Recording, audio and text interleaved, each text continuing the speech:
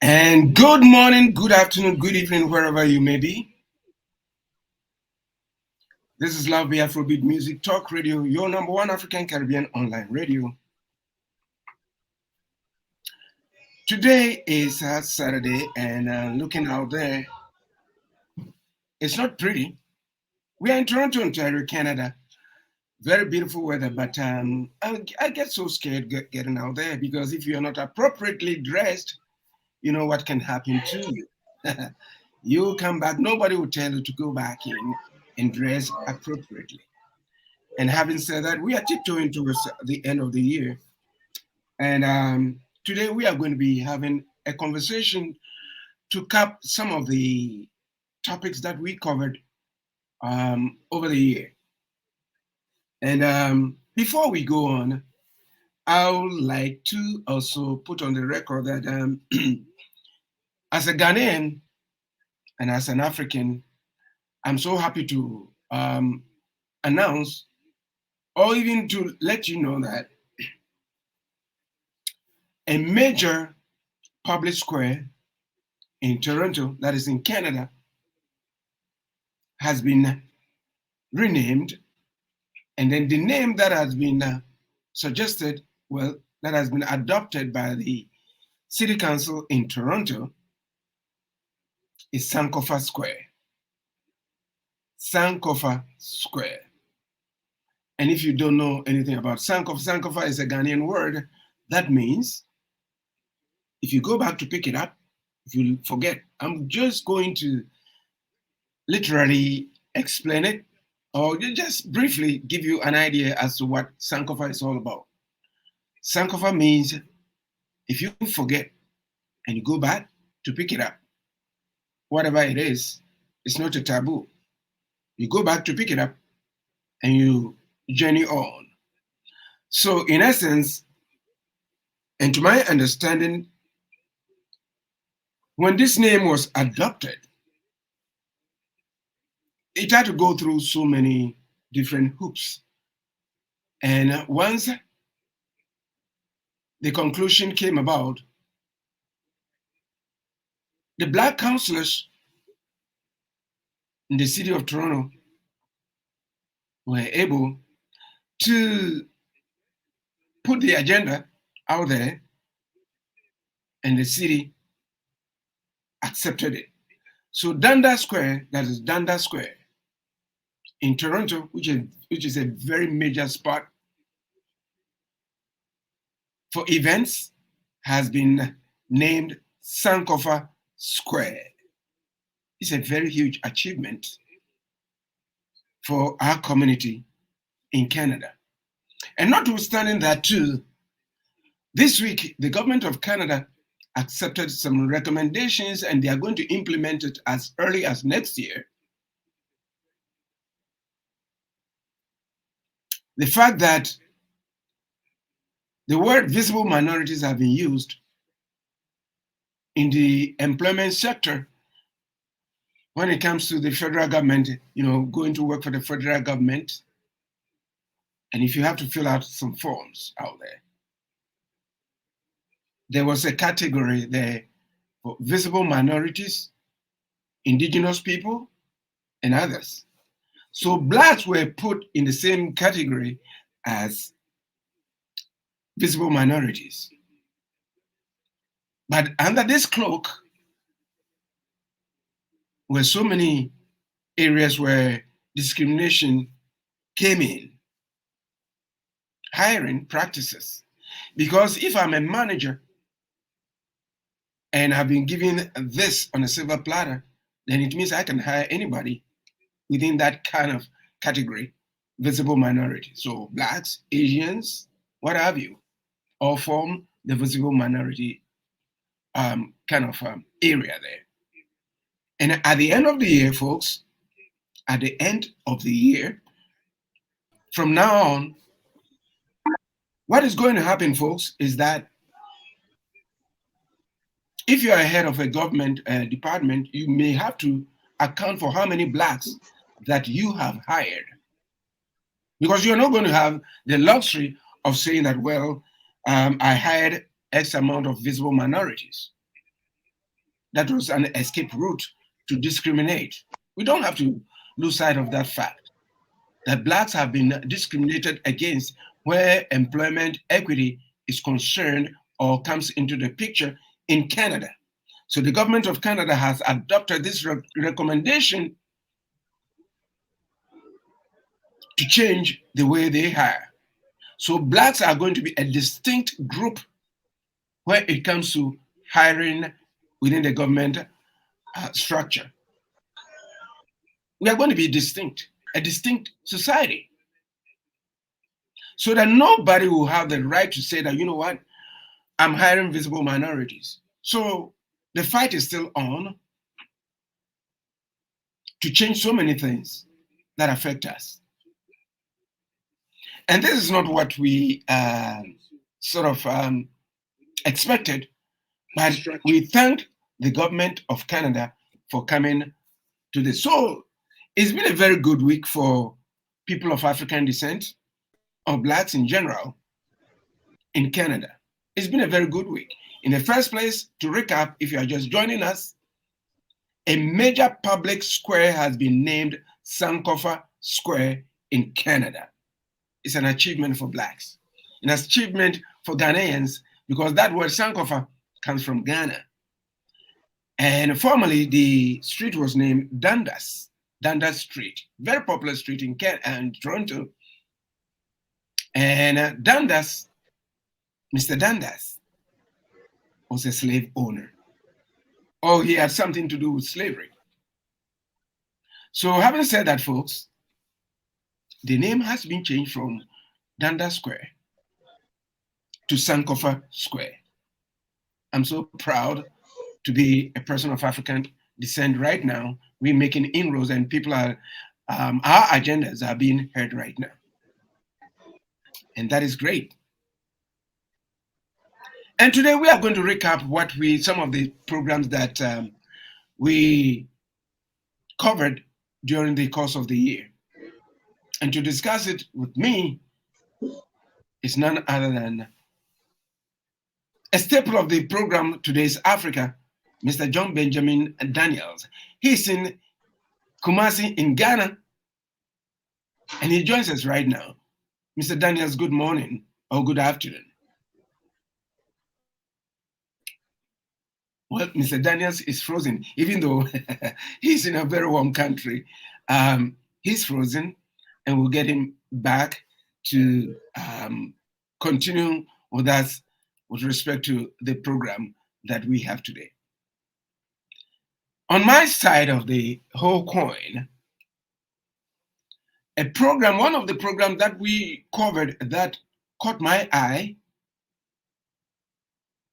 was a program with Dr. Pam, Reverend Pam. And it was about finding solutions to the brain drain towards the development of Africa. Yeah, brain drain towards the development of Africa. It was a topic that I personally enjoyed during that time. It was a very good program. The presentation was all round. We had our sister Cynthia Chirinda continuing. I hope, hey, Sister Cynthia, I hope you and Dr. Mpino, you are doing great. We hope the family is settling. We are here whenever you are. We know that, you know what, God is on your side and he's going to, you know what, help you to settle in your new country. It's a shout out to you. And this is also a shout out to the host of the show, Dr. Lamin Jallo, who has a family emergency and he is not here with us today. Mr. Daniels has joined us. Mr. Daniels, good morning and good afternoon. Yeah, it's my It's my Yes, we can hear you. Good morning and good afternoon.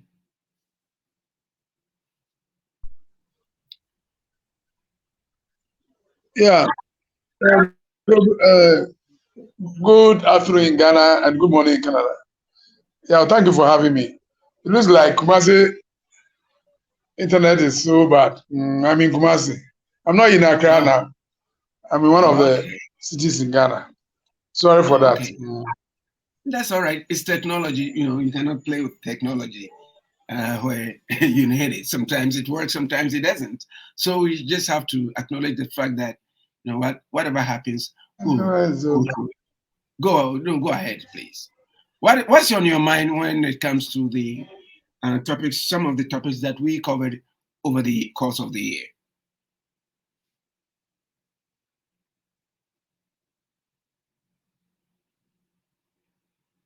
Mr. Daniels.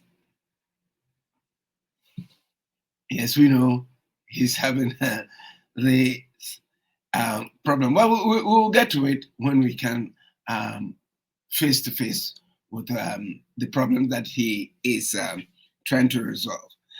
Yes, talking about brain drain. Yes, brain drain being one of the topics. Um, right now, if you look around or if you listen to the news or you watch much of the news, what we find out is like over the past couple of years, young Africans crossing the Mediterranean in search of green pastures, whatever that is. And a whole lot of them have lost their lives. We're talking in terms of young, vibrant Africans traveling across the desert, the Sahara Desert, treacherous indeed, treacherous journey indeed, to go to Europe. A whole lot of them don't make it. So many of them don't make it. Some die whilst journeying through the Sahara Desert. Others also perish crossing the Mediterranean to go to Europe.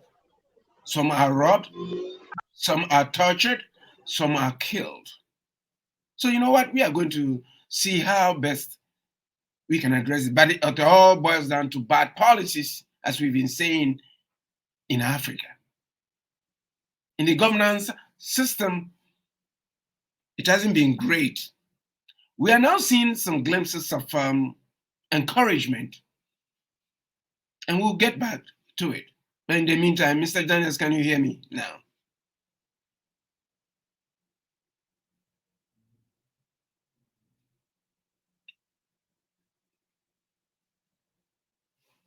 I know it's going to be a long day, but we'll get to it.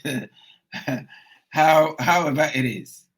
Yes, a whole lot of our young people don't make it to the chosen or the selected um, place where the green pasture is or green pastures are. And when we come to talk in terms of that, do we sit back to think about how many doctors, how many nurses, how many presidents, how many prime ministers, how many chief executives, how many scientists, how many farmers, how many architects, how many drivers, how many mechanics, how many market women and men, how many policy makers, how many members of parliament, how many heads of departments?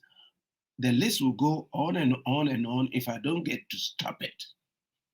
That we've lost among this group, among this core of young Africans escaping Mother Africa in search of green pastures is a lot to contend with. And what has been some of the causes of the brain drain? I will not go far. Here in Canada, especially in Toronto, I've seen it, I've tasted it, I've touched it. The upsurge of refugee claimants, I'll limit myself to Africa and the Caribbean, as this radio station is focused on. There have been so many young, vibrant people of African descent, I would say Africans, who have left the shores of Africa and they are now in Toronto. As a matter of fact, I had a chance to meet a couple of them who are going through a lot because there's the lack of housing, and some of them are sleeping outside in this cold weather because the system can't handle them in terms of housing. And of course, having said this, some of them also came in as students. They paid their way to come in, to come and learn, and to go back to help Mother Africa. I met one teacher. He said he sold everything that he had, applied for a school to come in here, and that he wasn't going to pursue the education. Rather, he was going to come here to find something on the table for him to be able to work. Yes. And I also saw and read, I would say I read where a student leader in Montreal, for instance, came out to say that, you know what, he came in, or most of the students came in to work and not to pursue their education, which I found to be very odd to say this in the media. As a matter of fact, I don't know, and I can't say this for a fact. Out of this came the immigration minister coming out that a new immigration policy is going to be implemented to raise the cap of how much one has to have in their bank account to come to Canada to study as a student, from $10,000 to $20,000, which is quite steep. You may have to prove that you have those funds as opposed to the 10,000, and that they will make sure that you go to school. You see, I'm capping all this. I'm saying all this to say that if the teacher, if the engineer had stayed in Africa, Africa would have made good use of it. And today, we all know that Africa is the youngest continent. Yes, average age 24, 25. So we have the potential in terms of human resources. So we'll get back to that. So I would like to also give a formal welcome to Mr. Daniels, who is struggling with technology, but he's in Accra, he's in Kumasi in Ghana. And thank you for your time joining us. Mr. Daniels is a staple of this program, Today's Africa, over the past couple of years. Mr. Daniels, good afternoon, good morning over here. Good afternoon, yeah. Good afternoon, Ghana. Good morning, Canada. Sorry for the disruptions. Kumasi internet is a problem, but I hope it is okay now. So let's go for it. Fire on. Yeah, go fire now. What I was trying to open it up. The first topic. Go ahead, please. Yeah, Africa has a young population, and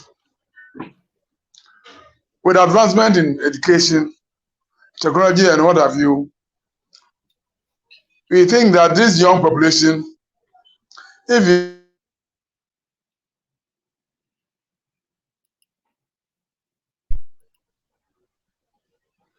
with this young population, if it's utilized well, will prepare Africa for Africa's emancipation and progress in the future. That's why it behoves on all African governments to invest in education, invest in technology, because definitely technology is the future of the world. And with this army of youths At the last count, I think we had about 32 or so. Yeah, a very huge. About 40% of the population are the youth. So if you have such an army of youths and you train them well, definitely in the various roles that will have in national endeavors, the various African countries will be the place to watch in the future. And if you look at, because of lack of employment in the various African countries, most of the doctors, there's a serious brain drain. Most of the African professionals, I mean the young professionals, the doctors, the engineers, the technologists, and what have you, are moving into other countries, be it in Europe or in Americas or in the Middle East, to find gainful employment. So if our various governments change the narrative by way of investing in the appropriate technologies, in the appropriate industries, and as is agriculture. What we have most is agriculture. If you really modernize agriculture to make it interesting to the young people of Africa, that's where Africa is going to gain most, because definitely we have comparative advantage in agric. We have vast lands, vast rivers, vast forests, and the human resources who are energetic youth. Because if you look at agriculture present as practiced in Africa, it's an old system, the peasant farming that our fathers and mothers were practicing is what is going on here. Definitely, if you have trained a young man in school with all these technologies, with all this education,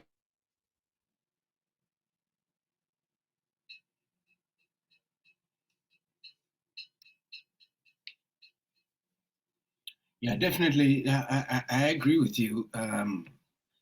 If you have all these resources and you train and then you lose them, what have you gained? And that is one of the things that we have to look out for. Folks, you are listening to Love Bay Afrobeat Music Talk Radio, and you're also watching us on YouTube, LinkedIn, Facebook, StreamYard, and we have a very great topic that we are discussing right now. We are capping or recapping some of the topics that we covered on this program today is Africa over the course of the year. And then we have our brother, John Daniels, who is in Accra, Ghana, Kumasi, Ghana, I'll say. I just keep on changing them back and forth. And yeah, he is piggybacking on what I had introduced at first, that, you know, if the right policies are implemented in our governance sort of structures, I think most of these kids will stay. I'm talking in terms of what is happening in Burkina Faso, for instance. A young leader, barely 40 years old, who has inspired the youth, giving them the hope to stay to develop the country, and is resonating with the youth. Because hitherto in the gold mine sector, it was dominated by foreigners, the French and others. They were taking the minerals left, right, and center, with nothing coming to the central government per se. And of course, even if something was coming in to the central government, corruption also reared its head over there. And this young man, His Excellency Captain Ibrahim Traore, has indicated, you know what, leave the gold mines for us. He's spoken with the youth, go there, work,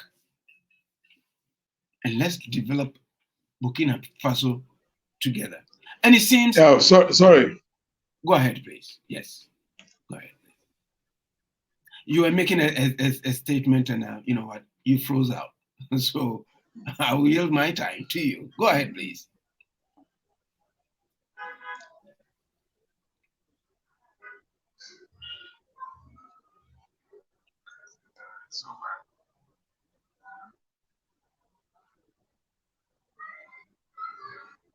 Yes, we are still trying to get Mr. Daniels.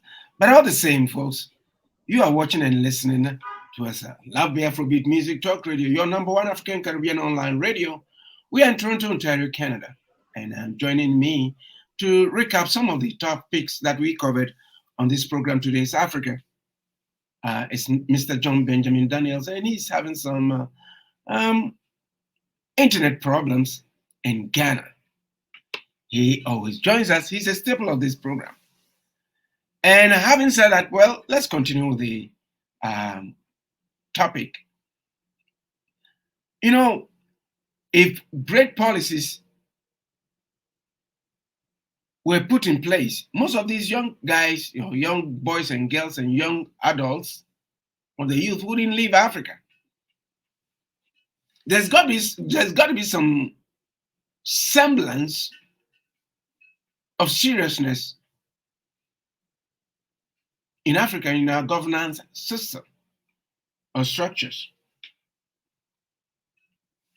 It doesn't take a magic wand to look at problems and solving them. Of course, when politicians are going into politics, they promise heaven and hell, kissing babies. Vote for me. When I get there, I'll make sure they use everybody. It's okay. I'll take care of you. Sometimes we may blame them, other times we may not. Sometimes we may also look at the vestiges of colonialism that sometimes blocks what they want to do as politicians. Sometimes I'm just cutting them a little bit of a flack here, But then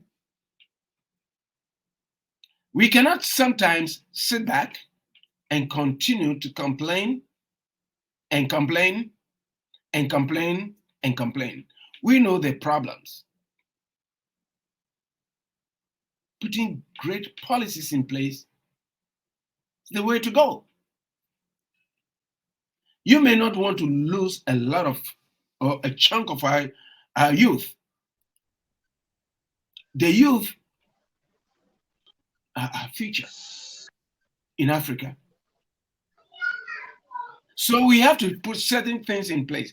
I'm talking in terms of Captain Ibrahim Traore, a young man. He's inspired. It reminds me of when the late president of Ghana, Jerry John Rawlings, was in power when he came to power.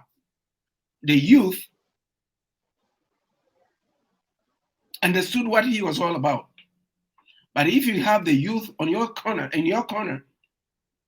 if they understand what you want to do and they sort of flock around you, I think you'll be in a better place. Because when the ex-president Rawlings came into power and the youth sort of understood what he was trying to do, in his first year or a couple of years, well, everything was hunky-dory. But then if you lose the youth, then you have problems. You are losing them because you don't have great socioeconomic programs to encourage them to stay. And if they don't see any future ahead of them, they'll find ways and means to leave. And by so doing, majority of them who could have or who would have been able to help towards the development of your country will be dead because they are trying to flee.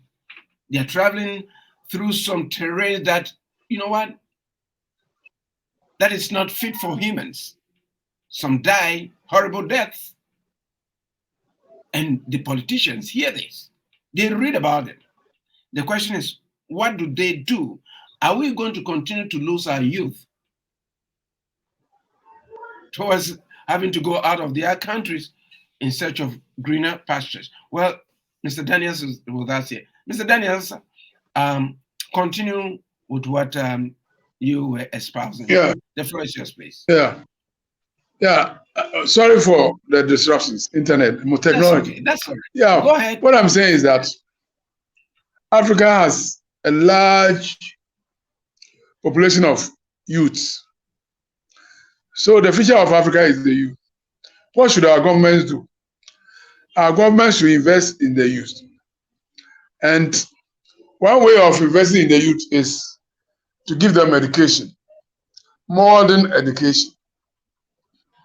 And in Ghana,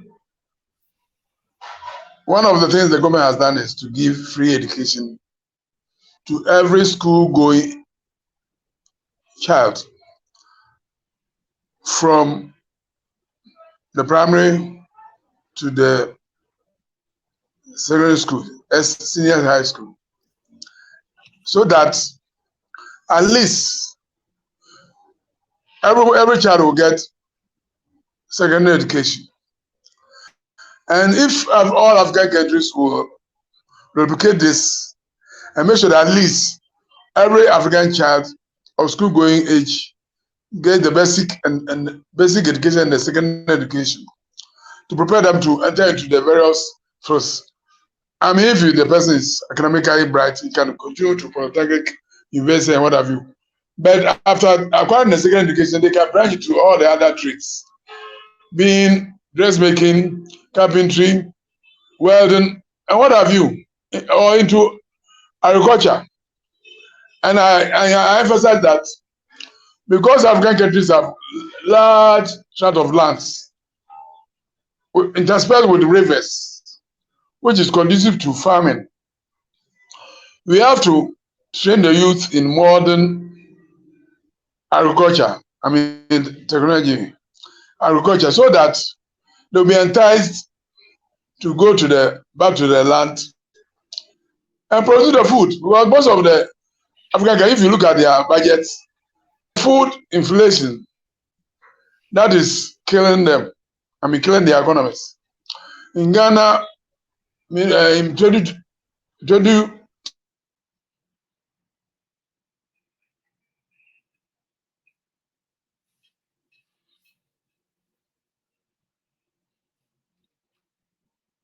Yeah, Mr. Daniels is giving us some of the statistical data in terms of the educational structures in Ghana. He's saying that in Ghana there's free education, universal education for children, and you know what? It's a very good policy.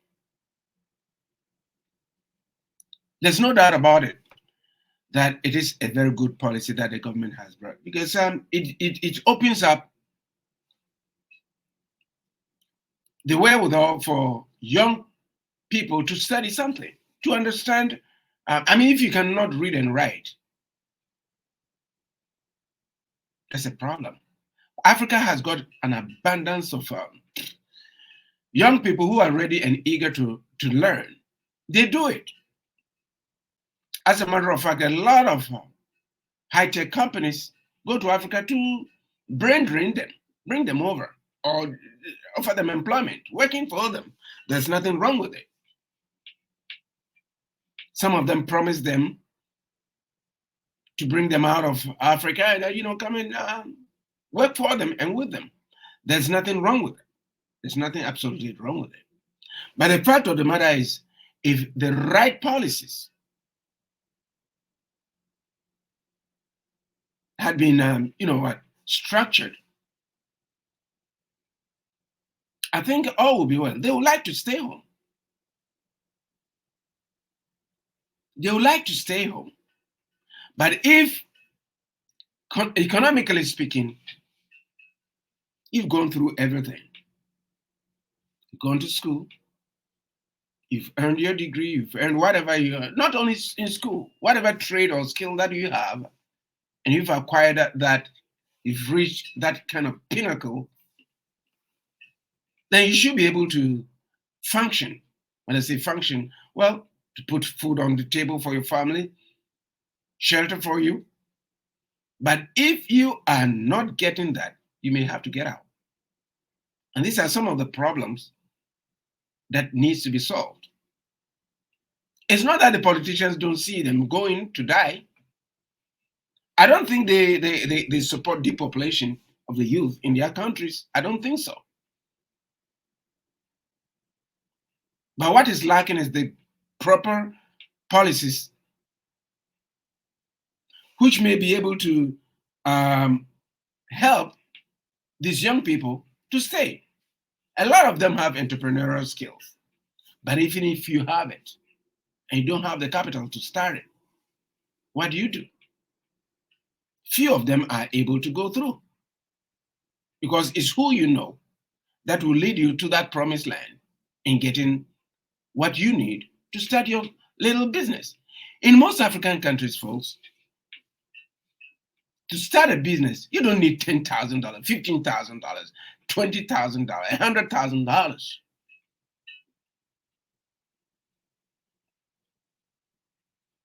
$200, $100 can start somebody on a business trajectory. And why is it that some of these I would say minor funding has not been made available to them? It's corruption, greediness, me, myself, and I kind of structures that we've put in place. I know that person was my schoolmate or my brother or my sister, whether they qualified or whatever. It doesn't augur well when it comes to that, because at the end of the day, it's the country that suffers. Because you are denying one person, say $200 to start a business. And once they start that business and the business, flourishes, they are going to hire people. And those people are also going to be, good enough to put food on the table for their families. And they will be able to, at some point in time, if they are good, they have all the funding or they've got everything that they need, they can also go out there to establish businesses and hire people. But then most of the time too, the policies that may be implemented may not be sufficient enough, may not be good or deep enough. Of course, we don't say governments should create businesses. Of course, in most African countries, in majority of the countries, everybody from school going age, when I finish school, I'm going to work with the government. I'm going to work with the Ministry of Finance. I'm going to work with the ministry that everybody expects the government to create jobs. The government shouldn't create jobs. Rather, the government should create that environment for businesses to create jobs. Do they do that? Of course, sometimes they do. We read accounts of, people in boardrooms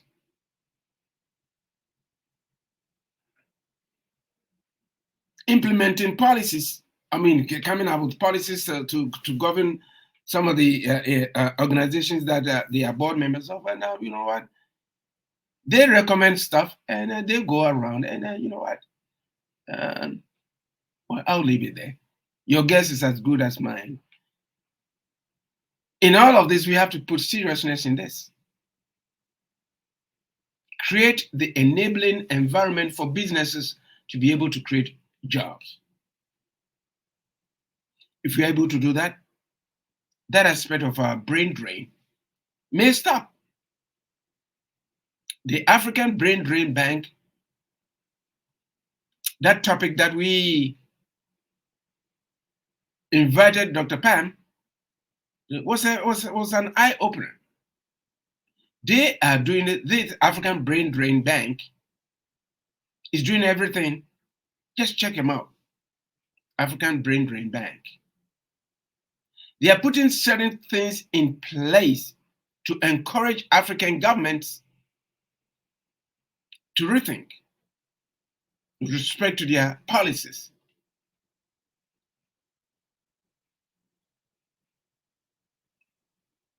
And if this is done properly, our youth will stay home. If they stay home, It's to the benefit of Mother Africa. Because you see, at the end of the day, what I will say, and what one of my best musicians of all time, Mr. Pat Thomas in Ghana, said, he wrote a song. And he says, working for oneself is never slavery.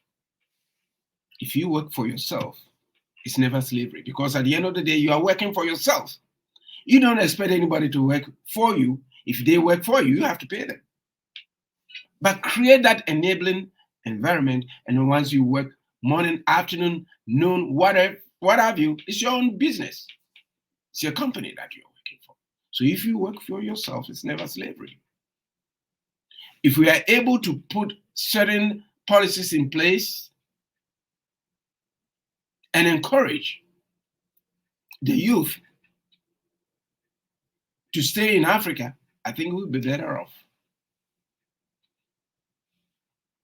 If you are listening to us on Love Be Afrobeat Music Talk Radio, well, you can join us every Saturday at 11 a.m. Eastern Standard Time. You can join us on Love Bay Radio. And if you are joining us on YouTube, LinkedIn, Facebook, you're welcome if this is your first time joining us. We are here every Saturday with a panel.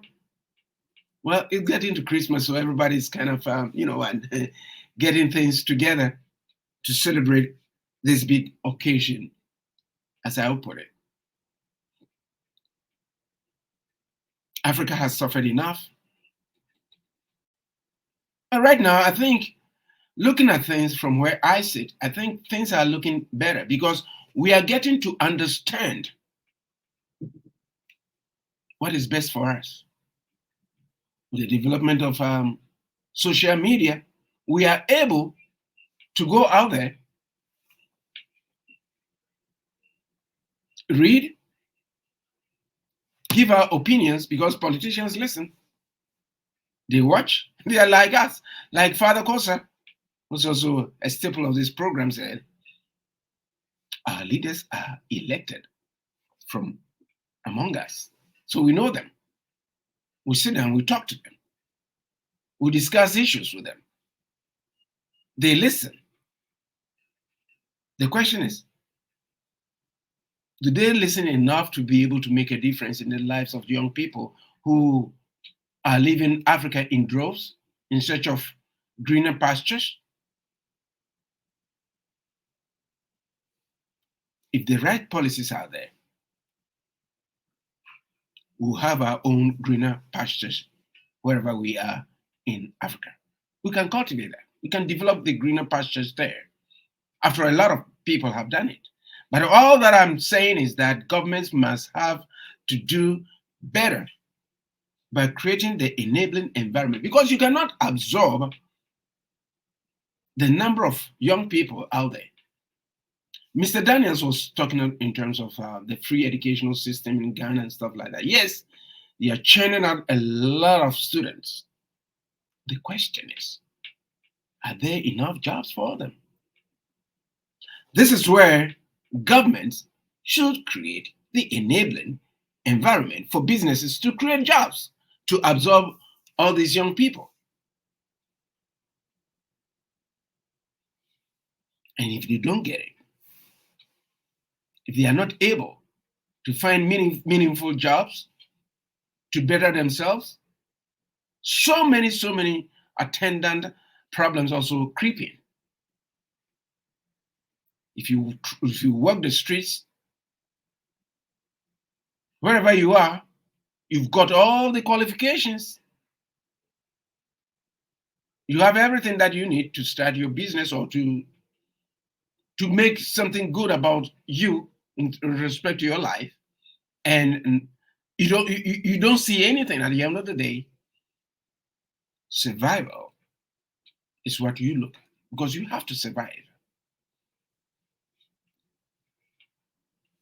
If you are watching us on YouTube, look down there and subscribe to this channel. If you're on Facebook, on any other platform that you are watching us, like the page and join us every Saturday at 11 a.m. Eastern Standard Time. And this Love Be Afrobeat Music Talk Radio, your number one African Caribbean online radio. We have great programs. Check us out. We have apps on Google Play and Apple Store. Download the apps because we focus on Africa, the Caribbean, and the diaspora, where our history, our geography, our culture, our traditions, our customs are presented to you. There's a lot more to work to explain. I will use the word explain Africa to the rest of the world because a lot of the times people don't understand Africa. People don't understand what Africa is all about. Africa is the continent of the future. That's why a lot of countries are flocking to Africa. Now, today, the youth of Africa are saying enough is enough. I'm not a supporter of coup d'etats. No, not at all. And when it comes to democracy, it depends on what democracy means. Democracy means different things to different people. When it favors people, yeah, democracy. The question is, do we understand what democracy is all about? I don't think so. Globally, we don't. There are some countries that go about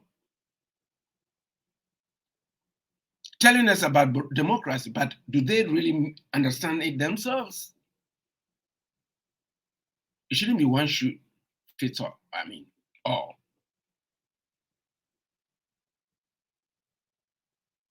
If we want to move the African or the Black agenda,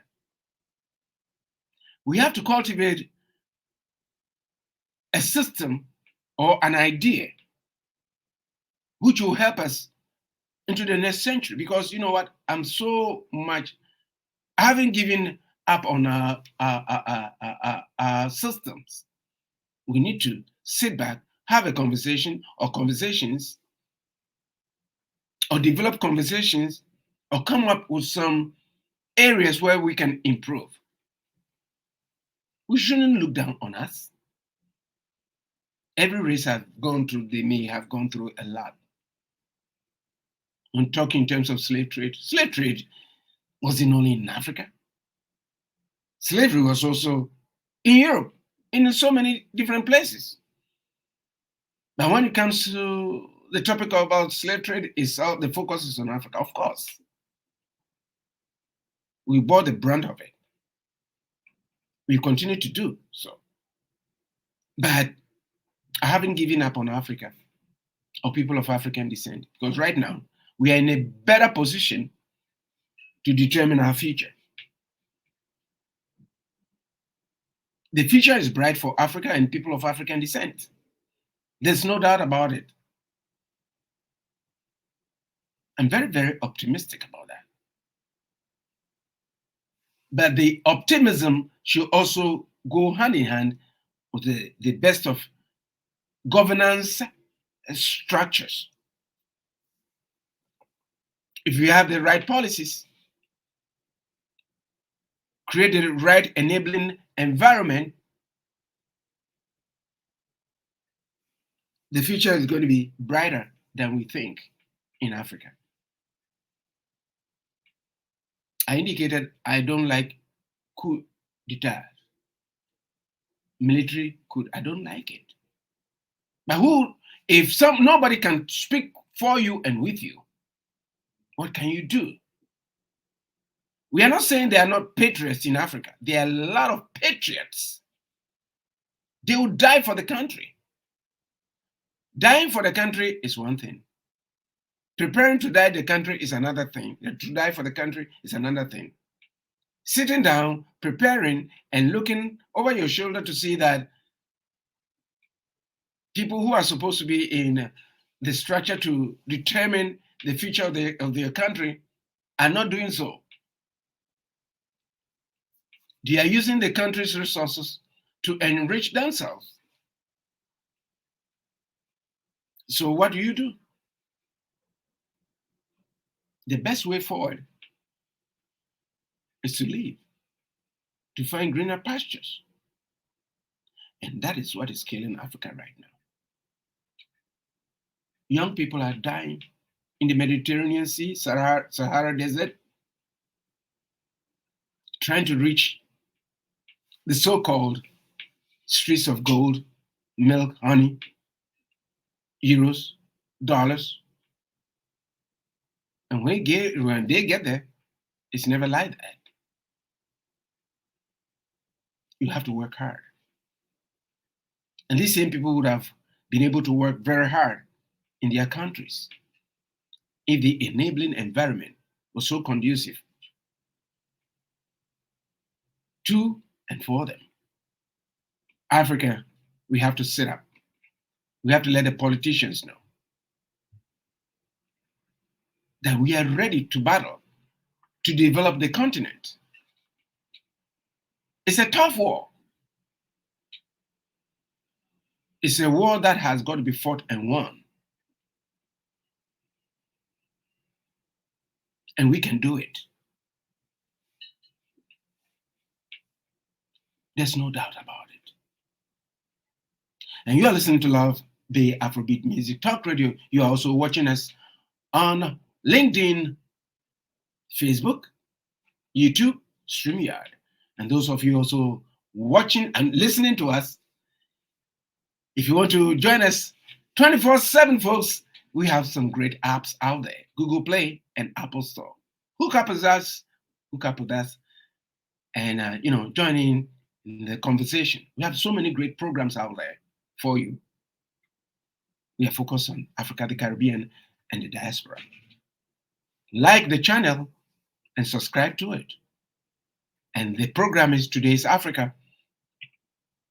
We empanel. We come here every Saturday at 11 a.m. Eastern Standard Time to discuss topics of great relevance to the continent of Africa and beyond, and as well as we touch on our brothers and sisters in the Caribbean and the diaspora.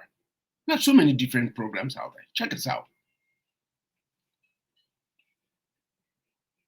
We have less than 10 minutes to go for the end of the program for this year. The year has gone so fast, faster than Usain Bolt. But it's so great. We are looking for even a better year where Africa, the Caribbean, and the diaspora is concerned. We have to arm ourselves properly to face the future. Come out with better policies. I cannot see, let me digress a little bit. I cannot see a continent that was given to us by God and for us by God. We haven't taken care of it. Taking care meaning with our agricultural policies. Sometimes I sit back and I laugh. I smile. And I say to myself, why do we import food? Now we have countries from the West and the East telling us they are giving us free food, free grains, free fertilizers, free what? Free. When are we going to stop it and say the free is not always free? There's always strings charged. My mother told me once, this is a common kind of adage that we use in Africa, that if you're pulling something, you have a rope, and you're pulling it, and you are not being successful pulling it, it means something is holding it. And this is the time that we have to sit back and ask ourselves, what is holding our development? Is it us? Of course. Is it our policies? Of course.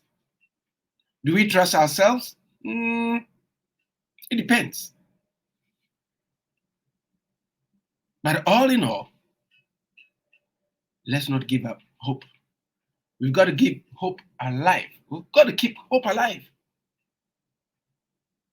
We don't have any choice or choices. Food production has got to be the numero uno policies that we can come up with. We have the land, we have the environment, the right temperature, the right soils, and stuff like that. The question is, why are we importing toothpicks, tomatoes, wheat, what have you? This is one area that when I think about them, I feel sad.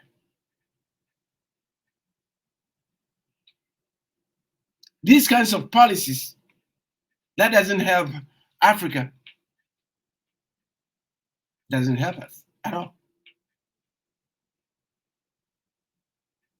There was also, that's brief, there was also a topic about Africa and the world bodies, the United Nations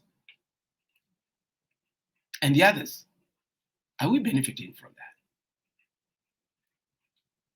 Why is Africa not at the United Nations Security Council, a continent of about 1.2 billion?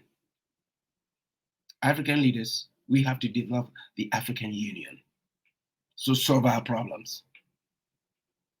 $1.2 billion, we don't have no say.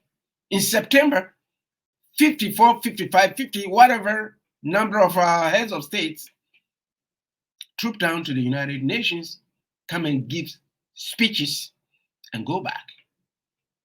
And what do we gain from it? Nothing, zilch, nada, nothing. We have to think of either staying, and if we are staying, we got to make sure that it benefits us. The United Nations benefits us. If it doesn't, I'll be the first person to say that we should leave. A new world body should come into place to address our needs, to respect us. We don't have to go out there and be second citizens any longer. We've reached a pinnacle where we have everything, but we have nothing. Our mineral resources could be used for the benefit of Africans. Our human resources could be used to the benefit of Africans. And folks, that's what I can say. You may text us at 437-778-3299, 437-778-3299. All of our programs, the lines are always open. As a matter of fact, folks, we are going to be talking to each other in the next year, 2024. We are going to present a program called Community Conversations where we'll be able to talk to each other. We need to do that. And this being the last program of the year for Today's Africa, I would like to take this opportunity to thank all our panel members, Dr. Jallo, Dr. Mpindu, Cynthia Chirinda, Sister Cynthia, love you, John Benjamin Daniels, Mr. Osuji, Dr. Jumbe, every one of you out there. I thank you for your time and space that you deliver to Love the Afrobeat Music Talk Radio every Saturday. We thank you. And on behalf of myself, the management and staff at Love the Afrobeat Music Talk Radio, we are saying have a very wonderful, Merry Christmas, Happy Holidays. Take care of yourselves and each other. Remember, if you drink, don't drive. If you drive, don't drink. And better be late than the late Mr. X or Mrs. X. Don't rush into doing things. Be safe, and we hope to see you again next year. Take care and bye bye.